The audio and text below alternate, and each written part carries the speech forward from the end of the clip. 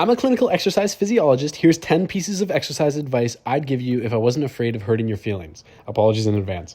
1, walking is great, but sadly isn't enough. Pick up a weight and load it with resistance.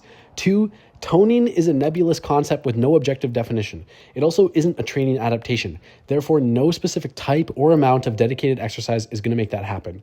Chase tangible and measurable outcomes like strength, VO2 max, hypertrophy, lav improvements, performance improvements, or whatever else. 3, avoiding dedicated exercise because you have an active job is a quick way to increasing your risk of chronic pain and overuse injuries.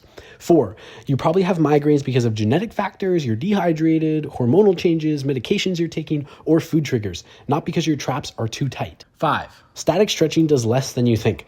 Build mobility by using large ranges of motion in loaded movements. You'll hit 2 birds with 1 stone.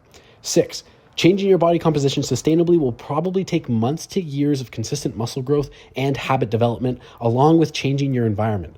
Not a couple weeks of fat loss and a predicted energy deficit that's probably wrong. 7, saying you don't want to lift weights because you don't want to get too muscular is like not wanting to do an acting class because you're worried about becoming a Hollywood celebrity. 8, there's nothing special about doing Pilates. It's a great form of exercise, don't get me wrong, but it isn't better than any other modality. The often overpriced financial incentive, the dedicated supervision, and the social environment is probably what's motivating you to just try harder, which is perfectly okay. 9, if you aren't recovering well, it's probably not because you're training too hard or need to manage fatigue in the gym. You probably just need to focus on sleep and food before you worry about calculating your maximum recoverable amount of sets per week. 10, getting within around 3 reps of failure without breaking form is a hard task, but it's very important for training adaptations, and you probably aren't achieving it.